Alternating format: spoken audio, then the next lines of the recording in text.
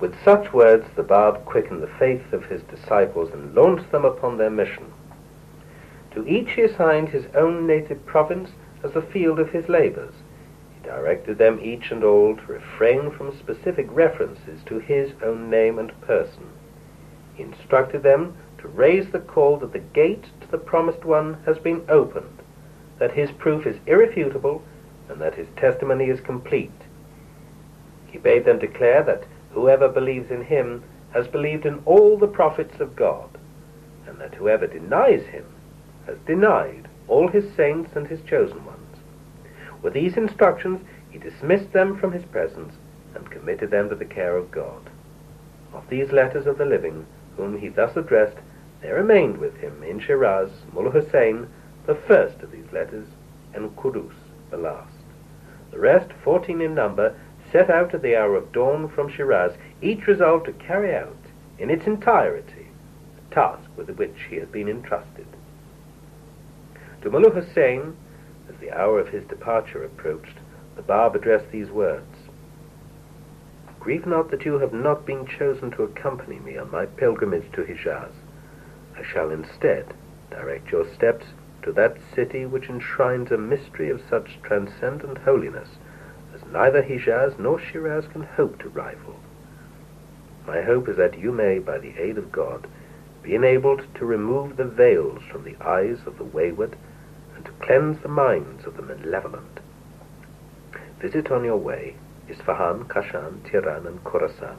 Proceed thence to Iraq, and there await the summons of your Lord, who will keep watch over you and will direct you to whatsoever is his will and desire.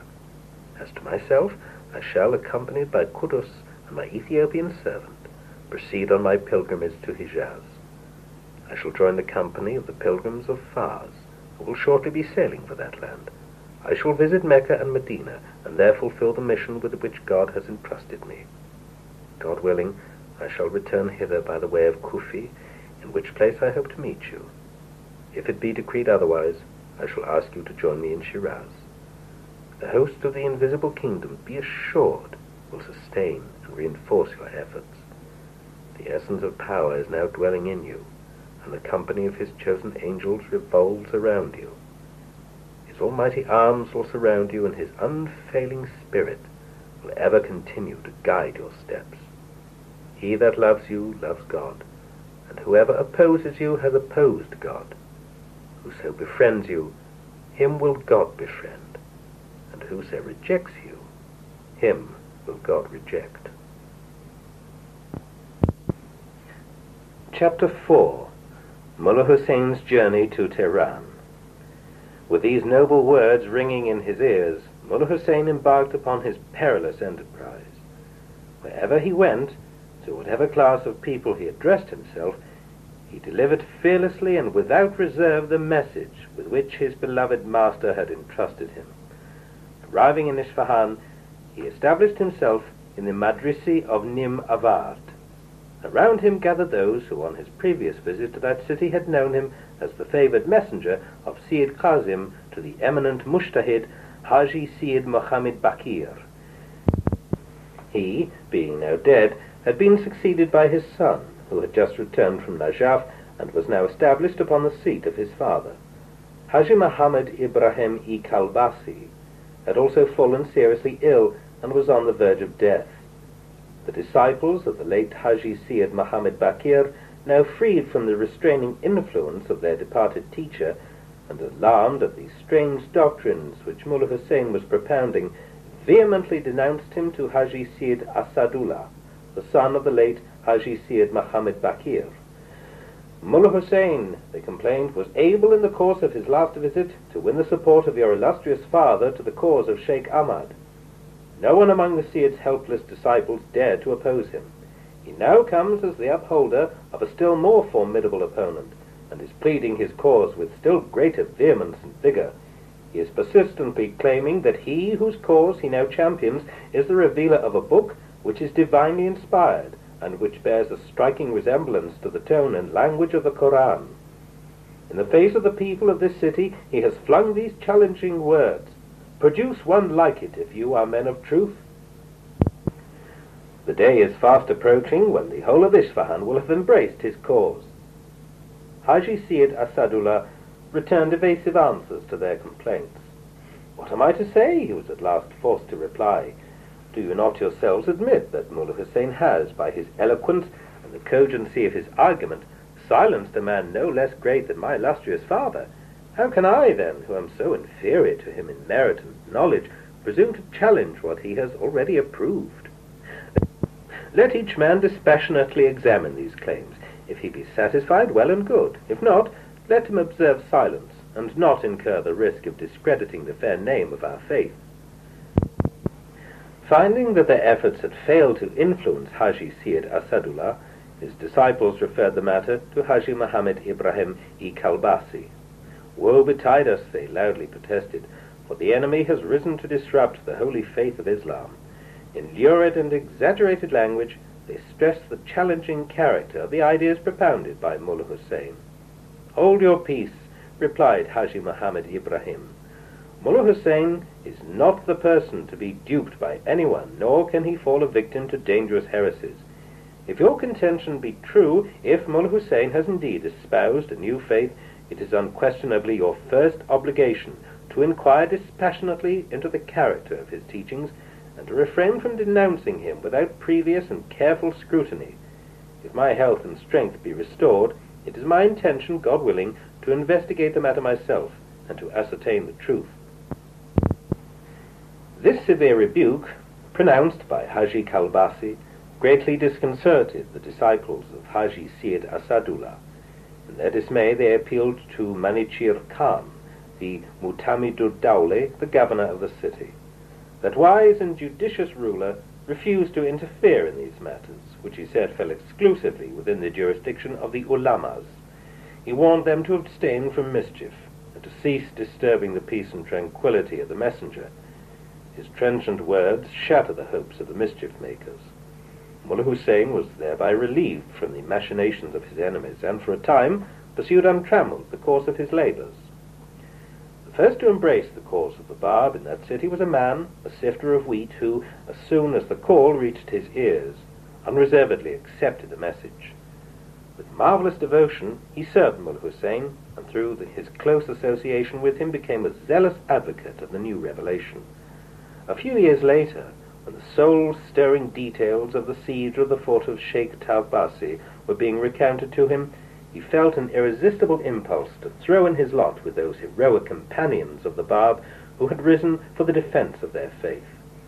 Carrying his sieve in his hand, he immediately arose and set out to reach the scene of that memorable encounter. "Why leave so hurriedly?" his friends asked him as they saw him running in a state of intense excitement through the bazaars of Isfahan.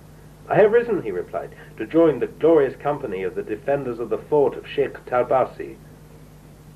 With this sieve, which I carry with me, I intend to sift the people in every city through which I pass. Whomsoever I find ready to espouse the cause I have embraced, I will ask to him to join me and hasten forthwith to the field of martyrdom." Such was the devotion of this youth, that the Bab, in the Persian Bayan, refers to him in such terms: "Isfahan, that outstanding city, is distinguished by the religious fervour of its Shia inhabitants, by the learning of its divines, and by the keen expectation, shared by high and low alike, of the imminent coming of the Sahibuz Saman.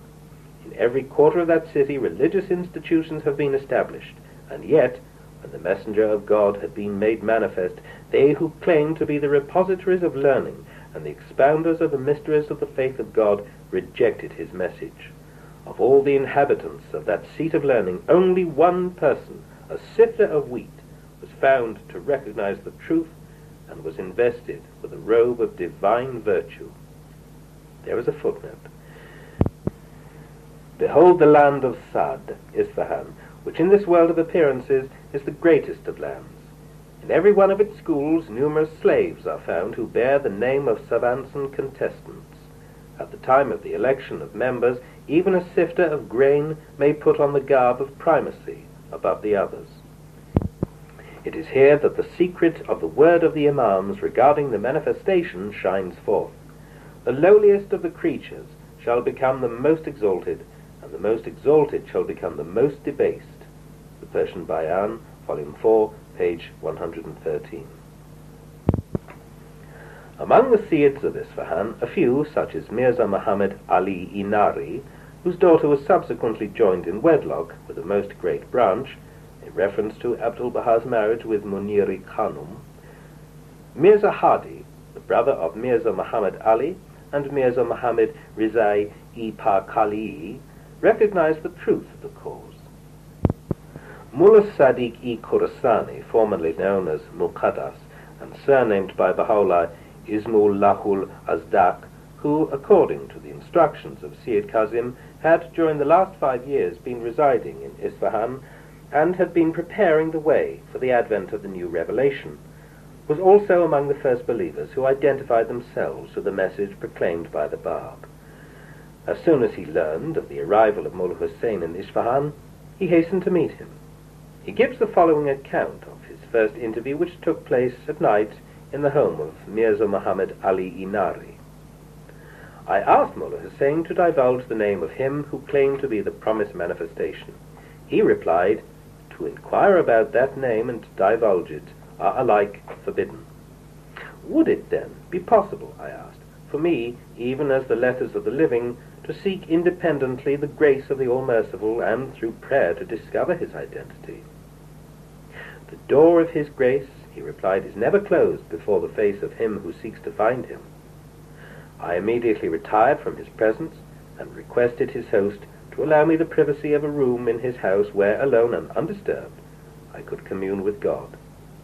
In the midst of my contemplation, I suddenly remembered the face of a youth whom I had often observed while in Karbala, standing in an attitude of prayer, with his face bathed in tears at the entrance of the shrine of the Imam Hussein.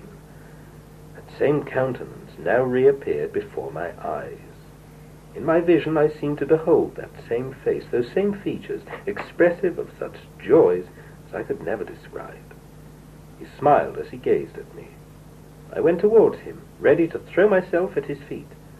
I was bending towards the ground when, lo, that radiant figure vanished from before me. Overpowered with joy and gladness, I ran out to meet Mullah Hussein, who, with transport, received me and assured me that I had at last attained the object of my desire. He bade me, however, repress my feelings. "Declare not your vision to anyone," he urged me. "The time for it has not yet arrived. You have reaped the fruit of your patient waiting in Isfahan. You should now proceed to Kirman, and there acquaint Haji Mirza Karim Khan with this message. From that place you should travel to Shiraz, and endeavor to rouse the people of that city from their heedlessness. I hope to join you in Shiraz and share with you the blessings of a joyous reunion with our beloved." From Isfahan, Mullah Hussein proceeded to Kashan. The first to be enrolled in that city among the company of the faithful was a certain Haji Mirza Jani, surnamed Pa, who was a merchant of note. Among the friends of Mullah Hussein was a well-known divine, Sayyid Abdul Baqi, a resident of Kashan and a member of the Shaykhi community. Although intimately associated with Mullah Hussein during his stay in Najaf and Karbala, the Sayyid felt unable to sacrifice rank and leadership for the message which his friend had brought him. Arriving in Qum, Mullah Hussein found its people utterly unprepared to heed his call. The seed he sowed among them did not germinate until the time when Baha'u'llah was exiled to Baghdad. In those days, Haji Mirza Musa, a native of Qum, embraced the faith, journeyed to Baghdad, and there met Baha'u'llah. He eventually quaffed the cup of martyrdom in his path. From Qum, Mullah Hussein proceeded directly to Tehran. He lived, during his stay in the capital, in one of the rooms which belonged to the Madrisi of Mirza Salih, better known as the Madrisi of Pei-i-Minar. Haji Mirza Muhammad-i Khorasani, the leader of the Shaykhi community in Tehran, who acted as an instructor in that institution, was approached by Mullah Hussein, but failed to respond to his invitation to accept the message. "We had cherished the hope," he said to Mullah Hussein, "that after the death of Sayyid Kazim, you would strive to promote the best interests of the Shaykhi community, and would deliver it from the obscurity into which it has sunk. You seem, however, to have betrayed its cause.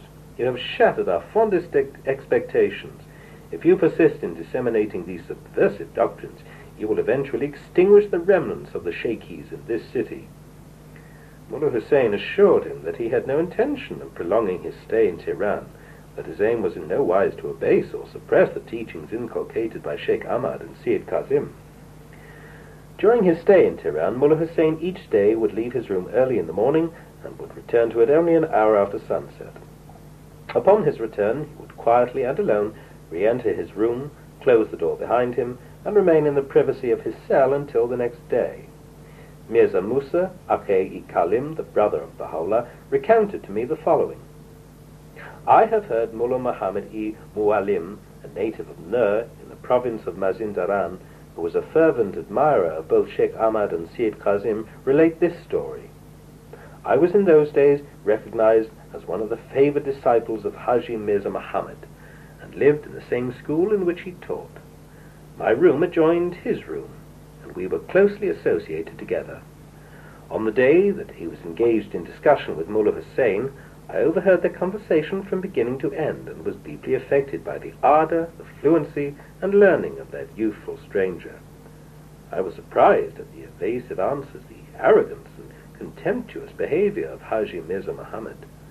That day I felt strongly attracted by the charm of that youth, and deeply resented the unseemly conduct of my teacher towards him. I concealed my feelings, however, and pretended to ignore his discussions with Mullah Hussein. I was seized with a passionate desire to meet the latter, and ventured at the hour of midnight to visit him. He did not expect me, but I knocked at his door and found him awake, seated beside his lamp. He received me affectionately, and spoke to me with extreme courtesy and tenderness. I unburdened my heart to him, and as I was addressing him, tears which I could not repress flowed from my eyes. I can now see, he said, the reason why I have chosen to dwell in this place. Your teacher has contemptuously rejected this message and despised its author. My hope is that his pupil may, unlike his master, recognize its truth. What is your name, and which city is your home? My name, I replied, is Mullah Muhammad, and my surname Mu'alim. My home is Nur, in the province of Mazin-Daran. Tell me, further inquired Mullah Hussein, is there today among the family of the late Mirza Buzurg-i-Nuri, who was so renowned for his character, his charm, and artistic and intellectual attainment, anyone who has proved himself capable of maintaining the high traditions of that illustrious house? Yes, I replied. Among his sons now living, one has distinguished himself by the very traits which characterized his father. By his virtuous life, his high attainments, his loving kindness and liberality, he has proved himself a noble descendant of a noble father. What is his occupation? He asked me. He cheers the disconsolate and feeds the hungry, I replied. What of his rank and position? He has none, I said, apart from befriending the poor and the stranger. What is his name? Hussein Ali. In which of the scripts of his father does he excel? His favorite script is Shikasti Nastalik. How does he spend his time? He roams the woods and delights in the beauties of the countryside. What is his age? 28. The eagerness with which Mullah Hussein questioned me, and the sense of delight with which he welcomed every particular I gave him, greatly surprised me. Turning to me, with his face beaming with satisfaction and joy, he once more inquired, I presume you often meet him?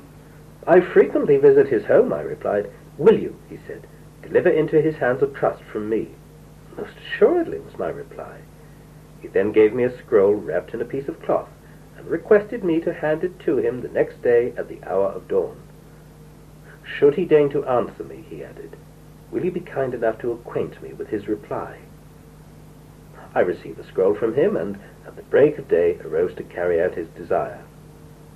As I approached the house of Baha'u'llah, I recognized his brother, Mirza Musa, who was standing at the gate, and to whom I communicated the object of my visit.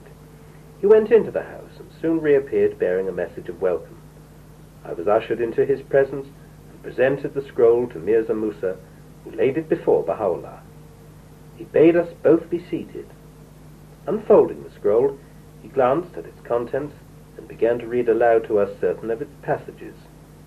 I sat enraptured as I listened to the sound of his voice and the sweetness of its melody. He had read a passage of the scroll when, turning to his brother, he said, Musa, what have you to say? Verily I say, whoso believes in the Koran and recognizes its divine origin and yet hesitates, though it be for a moment, to admit that these soul-stirring words are endowed with the same regenerating power, has most assuredly erred in his judgment, and has strayed far from the path of justice. He spoke no more. Dismissing me from his presence, he charged me to take Mullah Hussein as a gift from him a loaf of Russian sugar and a package of tea, and to convey to him the expression of his appreciation and love. I arose and, filled with joy, hastened back to Mullah Hussein and delivered to him the gift and message of Baha'u'llah. With what joy and exultation he received them from me! Words fail me to describe the intensity of his emotion. He started to his feet, received with bowed head the gift from my hand, and fervently kissed it. He then took me in his arms, kissed my eyes, and said, "My dearly beloved friend, I pray that even as you have rejoiced my heart, God may grant you eternal felicity, and fill your heart with imperishable gladness." I was amazed at the behavior of Mullah Hussein. What could be, I thought to myself, the nature of the bond that unites these two souls? What could have kindled so fervid a fellowship in their hearts? Why should Mullah Hussein, in whose sight the pomp and circumstance of royalty were the merest trifle, have evinced such gladness at the sight of so inconsiderable a gift from the hands of Baha'u'llah? I was puzzled by this thought and could not unravel its mystery. A few days later, Mullah Hussein left for Khorasan. As he bade me farewell, he said, "Breathe not to anyone what you have heard and witnessed. Let this be a secret hidden within your heart. Divulge not his name, for they who envy his position will arise to harm him. In your moments of meditation, pray that the Almighty may protect him, that through him he may exalt the downtrodden, enrich the poor, and redeem the fallen. The secret of things is concealed from our eyes. Ours is the duty to raise the call of the new day and to proclaim this divine message unto all people. Many a soul will in this city shed his blood in this path. That blood will water the tree of God, will cause it to flourish and to overshadow all mankind." Chapter 5. Baha'u'llah's Journey to Mazin-Daran. The first journey Baha'u'llah undertook for the purpose of promoting the revelation announced by the Bab was to his ancestral home in Nur, in the province of Mazin-Daran. He set out for the village of Takur, the personal estate of his father, where he owned a vast mansion royally furnished and superbly situated. It was my privilege to hear Baha'u'llah himself one day recount the following. The late Vizier, my father, enjoyed a most enviable position among his countrymen. His vast wealth, his noble ancestry, his artistic attainments, his unrivaled prestige and exalted rank made him the object of the admiration of all who knew him. For a period of over 20 years, no one among the wide circle of his family and kindred, which extended over Nur and Tehran, suffered distress, injury, or illness. They enjoyed, during a long and uninterrupted period, rich and manifold blessings.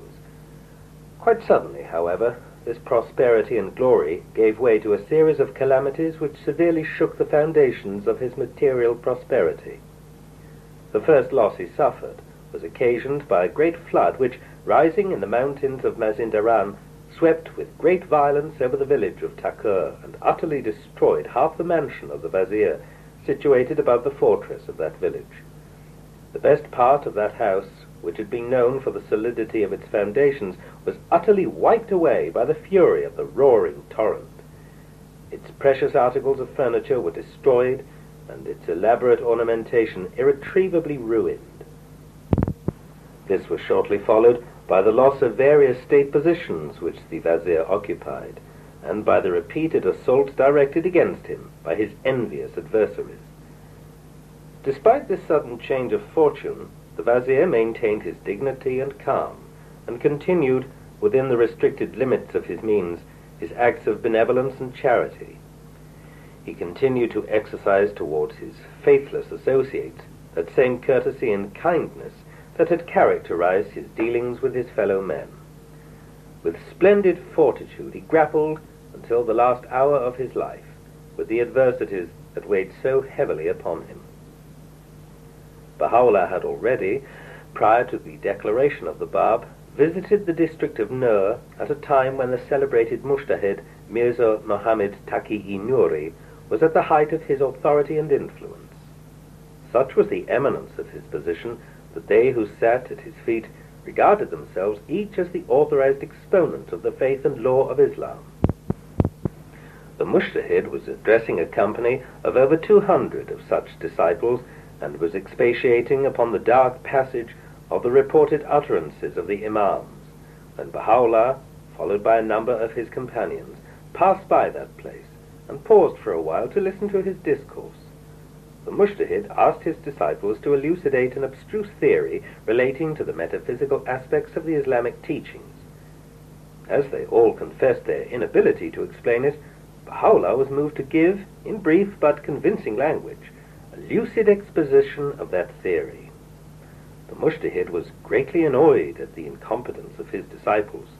"For years I have been instructing you," he angrily exclaimed, "and have patiently striven to instill into your minds the profoundest truths and the noblest principles of the faith, and yet you allow, after all these years of persistent study, this youth, a wearer of the Kula, who has had no share in scholarly training and who is entirely unfamiliar with your academic learning, to demonstrate his superiority over you."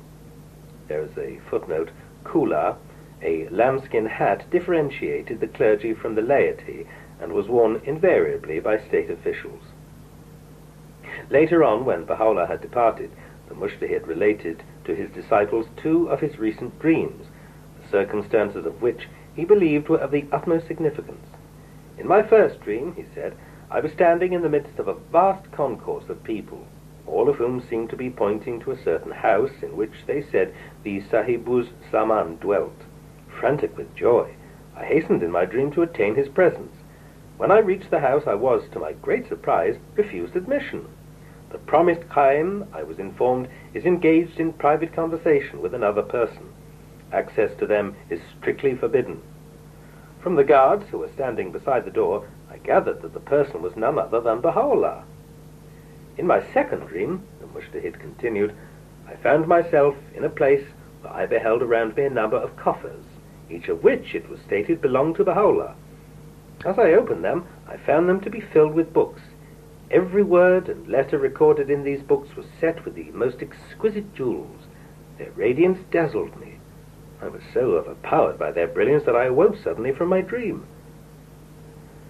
When, in the year 1260, AD 1844, Baha'u'llah arrived in Nur, he discovered that the celebrated Mujtahid, who on his previous visit had wielded such immense power, had passed away. The vast number of his devotees had shrunk into a mere handful of dejected disciples, who, under the leadership of his successor, Mullah Muhammad, were striving to uphold the traditions of their departed leader. The enthusiasm which greeted Baha'u'llah's arrival sharply contrasted with the gloom that had settled upon the remnants of that once flourishing community. A large number of the officials and notables in that neighborhood called upon him and, with every mark of affection and respect, accorded him a befitting welcome.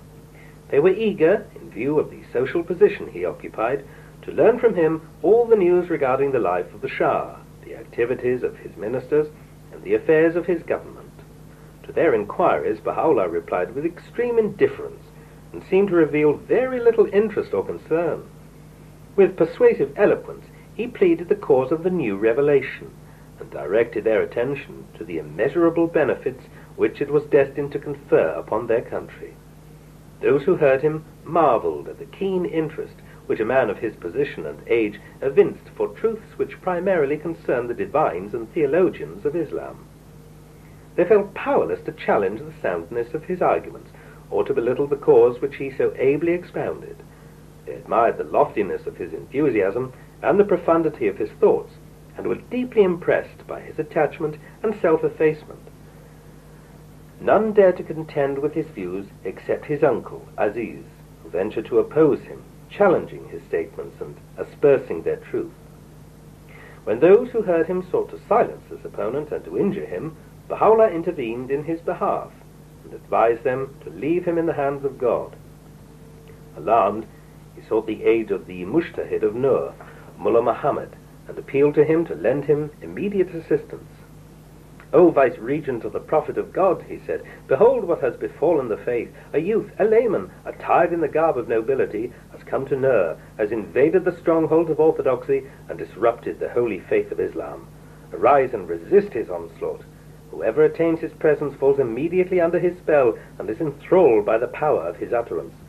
I know not whether he is a sorcerer, or whether he mixes with his tea some mysterious substance that makes every man who drinks the tea fall a victim to its charm." The Mujtahid, notwithstanding his own lack of comprehension, was able to realize the folly of such remarks. Jestingly he observed, "Have you not partaken of his tea, or heard him address his companions?" "I have," he replied, "but thanks to your loving protection, I have remained immune from the effect of his mysterious power." The Mujtahid, finding himself unequal to the task of arousing the populace against Baha'u'llah, and of combating directly the ideas which so powerful an opponent was fearlessly spreading, contented himself with a written statement in which he declared, "O Aziz, be not afraid, no one will dare molest you." In writing this, the Mujtahid had, through a grammatical error, so perverted the purport of his statement that those who read it among the notables of the village of Takur were scandalized by its meaning, and vilified both the bearer and the author of that statement. Those who attained the presence of Baha'u'llah and heard him expound the message proclaimed by the Bab were so much impressed by the earnestness of his appeal that they forthwith arose to disseminate that same message among the people of Nur and to extol the virtues of its distinguished promoter. The disciples of Mullah Muhammad, meanwhile, endeavored to persuade their teacher to proceed to Takur to visit Baha'u'llah in person, to ascertain from him the nature of this new revelation, and to enlighten his followers regarding its character and purpose. To their earnest entreaty, the Mujtahid returned an evasive answer. His disciples, however, refused to admit the validity of the objections he raised. They urged that the first obligation imposed upon a man of his position, whose function was to preserve the integrity of Shia Islam, was to inquire into the nature of every movement that tended to affect the interests of their faith. Mullah Muhammad eventually decided to delegate two of his eminent lieutenants, Mullah Abbas and Mirza Abul Qasim, both sons-in-law and trusted disciples of the late Mujtahid Mirza Muhammad Taqi, to visit Baha'u'llah and to determine the true character of the message he had brought. He pledged himself to endorse unreservedly whatever conclusions they might arrive at, and to recognize their decision in such matters as final. On being informed, upon their arrival in Takur, that Baha'u'llah had departed for his winter resort, the representatives of Mullah Muhammad decided to leave for that place. When they arrived, they found Baha'u'llah engaged in revealing a commentary on the opening surah of the Quran entitled "The 7 Verses of Repetition." As they sat and listened to his discourse, the loftiness of the theme, the persuasive eloquence which characterized its presentation, as well as the extraordinary manner of its delivery, profoundly impressed them. Mullah Abbas, unable to contain himself, arose from his seat and, urged by an impulse he could not resist, walked back and stood still beside the door in an attitude of reverent submissiveness. The charm of the discourse to which he was listening had fascinated him. "You behold my condition," he told his companion as he stood trembling with emotion and eyes full of tears. "I am powerless to question Baha'u'llah. The questions I had planned to ask him have vanished suddenly from my memory. You are free either to proceed with your inquiry or to return alone to our teacher and inform him of the state in which I find myself. Tell him from me that Abbas can never again return to him. He can no longer forsake this threshold." Mirza Abul Qasim was likewise moved to follow the example of his companion. "I have ceased to recognize my teacher," was his reply. "This very moment I have vowed to God to dedicate the remaining days of my life to the service of Baha'u'llah, my true and only master." The news of the sudden conversion of the chosen envoys of the Mujtahid of Nur spread with bewildering rapidity through the district. It roused the people from their lethargy. Ecclesiastical dignitaries, state officials, traders and peasants all flocked to the residence of Baha'u'llah. A considerable number among them willingly espoused his cause. In their admiration for him, a number of the most distinguished among them remarked, "We see how the people of Nur have risen and rallied around you. We witness on every side evidences of their exultation. If Mullah Muhammad were also to join them, the triumph of this faith would be completely assured. "I am come to Nur," Baha'u'llah replied, "solely for the purpose of proclaiming the cause of God. I cherish no other intention. If I were told that at a distance of 100 leagues a seeker yearned for the truth and was unable to meet me, I would, gladly and unhesitatingly, hasten to his abode, and would myself satisfy his hunger. Mullah Muhammad, I am told, lives in Sa'adat Abad, a village not far distant from this place. It is my purpose to visit him and deliver to him the message of God." Desirous of giving effect to his words, Baha'u'llah, accompanied by a number of his companions, proceeded immediately to that village. Mullah Muhammad most ceremoniously received him. "I have not come to this place," Baha'u'llah observed, "to pay you an official or formal visit. My purpose is to enlighten you regarding a new and wondrous message, divinely inspired and fulfilling the promise given to Islam. Whosoever has inclined his ear to this message has felt its irresistible power and has been transformed by the potency of its grace. Tell me whatsoever perplexes your mind or hinders you from recognizing the truth." Mullah Muhammad disparagingly remarked, "I undertake no action unless I first consult the Quran. I have invariably on such occasions followed the practice of invoking the aid of God and his blessings, of opening at random his sacred book, and of consulting the first verse of the particular page upon which my eyes chance to fall. From the nature of that verse I can judge the wisdom and the advisability of my contemplated course of action." Finding that Baha'u'llah was not inclined to refuse him his request, the Mujtahid called for a copy of the Quran, opened and closed it again, refusing to reveal the nature of the verse to those who were present. All he said was this: "I have consulted the book of God, and deem it inadvisable to proceed further with this matter." A few agreed with him. The rest, for the most part, did not fail to recognize the fear which those words implied. Baha'u'llah, disinclined to cause him further embarrassment, arose and, asking to be excused, bade him a cordial farewell. One day, in the course of one of his riding excursions into the country, Baha'u'llah, accompanied by his companions, saw, seated by the roadside, a lonely youth. His hair was disheveled, and he wore the dress of a dervish. By the side of a brook he had kindled a fire, and was cooking his food and eating it. Approaching him, Baha'u'llah most lovingly inquired, "Tell me, dervish, what is it that you are doing?" "I am engaged in eating God," he bluntly replied. "I am cooking God and am burning him." The unaffected simplicity of his manners and the candor of his reply pleased Baha'u'llah extremely. He smiled at his remark, and began to converse with him with unrestrained tenderness and freedom. Within a short space of time, Baha'u'llah had changed him completely. Enlightened as to the true nature of God, and with a mind purged from the idle fancy of his own people, he immediately recognized the light which that loving stranger had so unexpectedly brought him. That dervish, whose name was Mustafa, became so enamored with the teachings which had been instilled into his mind that, leaving his cooking utensils behind, he straightway rose and followed Baha'u'llah.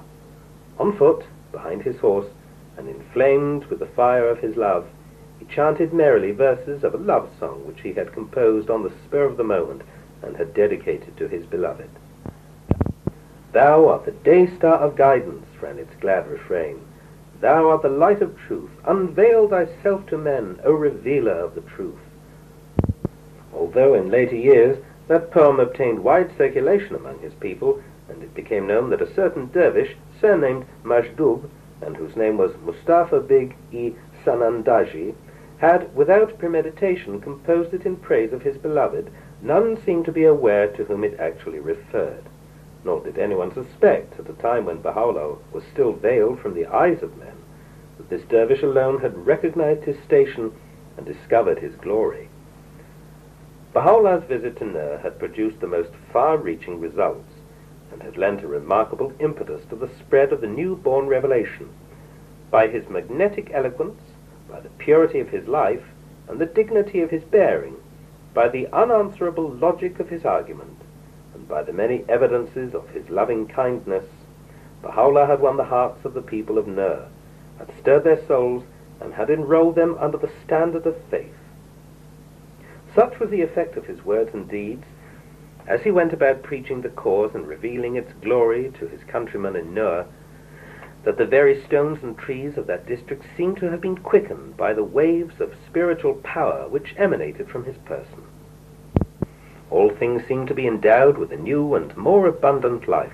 All things seemed to be proclaiming aloud, "Behold, the beauty of God has been made manifest. Arise, for he has come in all his glory." The people of Nur, when Baha'u'llah had departed from out their midst, continued to propagate the cause and to consolidate its foundations. A number of them endured the severest afflictions for his sake. Others quaffed with gladness the cup of martyrdom in his path. Mazindaran in general, and Nur in particular, were thus designated from the other provinces and districts of Persia as being the first to have eagerly embraced the divine message. The district of Nur, literally meaning light, which lay embedded within the mountains of Mazindaran, was the first to catch the rays of the sun that had risen in Shiraz, the first to proclaim to the rest of Persia, which still lay enveloped in the shadow of the veil of heedlessness, that the day-star of heavenly guidance had at length arisen to warm and illuminate the whole land. When Baha'u'llah was still a child, the Vizier, his father, dreamed a dream. Baha'u'llah appeared to him swimming in a vast, limitless ocean. His body shone upon the waters with a radiance that illuminated the sea. Around his head, which could distinctly be seen above the waters, there radiated in all directions his long jet-black locks, floating in great profusion above the waves. As he dreamed, a multitude of fishes gathered around him, each holding fast to the extremity of one hair. Fascinated by the effulgence of his face, they followed him in whatever direction he swam. Great as was their number, and however firmly they clung to his locks, not one single hair seemed to have been detached from his head, nor did the least injury affect his person. Free and unrestrained, he moved above the waters, and they all followed him. The Vizier, greatly impressed by this dream, summoned a soothsayer, who had achieved fame in the region, and asked him to interpret it for him.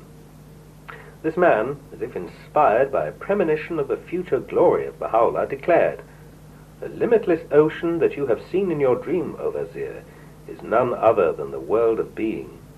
Single-handed and alone, your son will achieve supreme ascendancy over it. Wherever he may please, he will proceed unhindered.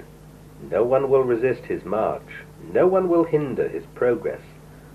The multitude of fishes signifies the turmoil which he will arouse amidst the peoples and kindreds of the earth. Around him will they gather, and to him will they cling. Assured of the unfailing protection of the Almighty, this tumult will never harm his person, nor will his loneliness upon the sea of life endanger his safety." That soothsayer was subsequently taken to see Baha'u'llah. He looked intently upon his face and examined carefully his features. He was charmed by his appearance and extolled every trait of his countenance. Every expression in that face revealed to his eyes a sign of his concealed glory. So great was his admiration and so profuse his praise of Baha'u'llah that the Vizier, from that day, became even more passionately devoted to his son. The words spoken by that soothsayer served to fortify his hopes and confidence in him.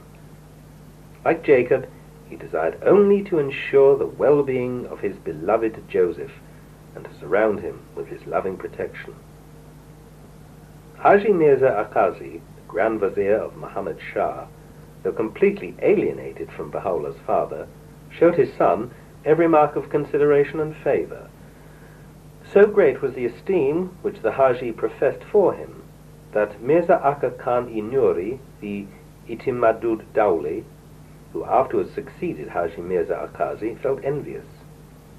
He resented the superiority which Baha'u'llah, as a mere youth, was accorded over him. The seeds of jealousy were, from that time, implanted in his breast. Though still a youth, and while his father is yet alive, he thought, "He is given precedence in the presence of the Grand Vizier.